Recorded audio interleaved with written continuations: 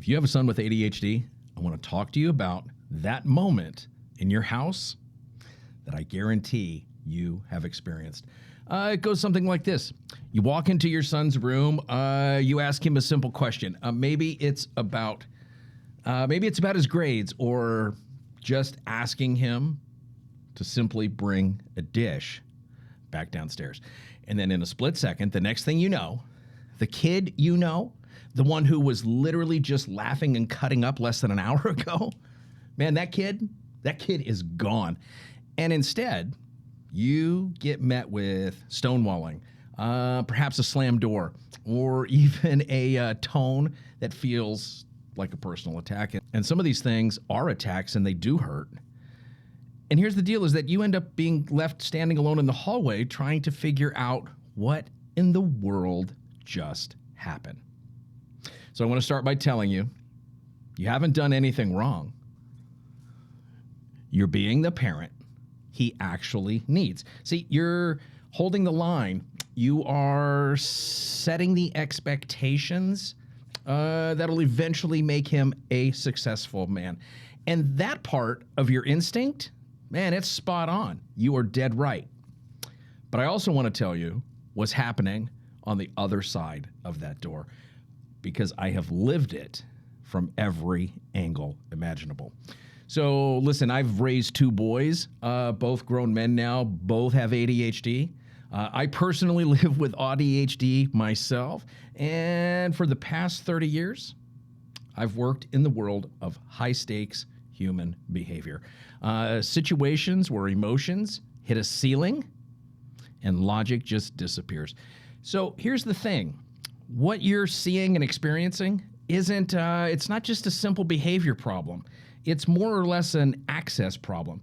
Because, see, when your son is calm, he actually has full access to his thinking brain, and you've experienced this side of him.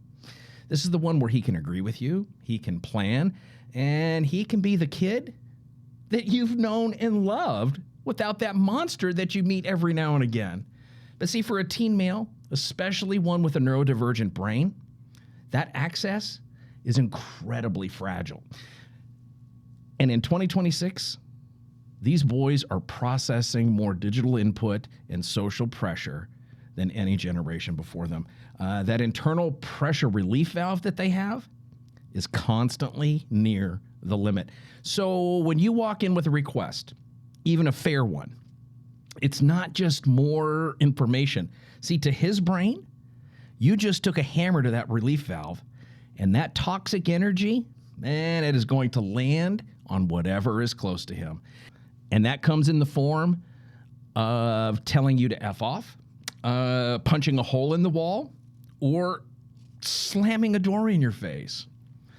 This is something that we call emotional flooding, meaning that in that state, the part of his brain that handles doing the right thing, it literally goes offline, meaning he isn't choosing to be disrespectful. He is physically incapable of processing your reasoning and logic in that particular moment. And this is where the breakdown usually occurs. Look, because you're a good parent, you try to solve the behavior that's right in front of you. And on the surface, that really makes a lot of sense. But here's the thing. You've unknowingly initiated the sequence for a very successful conflict. Tell, sell, yell. Hear me out. You lean in, tell. You explain why he needs to do it, selling him. You repeat the expectation and possibly even rules, yelling. And let's be honest. See, this is the part that's usually a little bit louder for emphasis, right? But the reality is, in his state, your words aren't helping. They're static. They're friction. They're sensory overload. Because the more you parent in that moment, the more his system pushes back to survive the overwhelm. Look, in my years of de-escalating conflict, I learned one hard truth.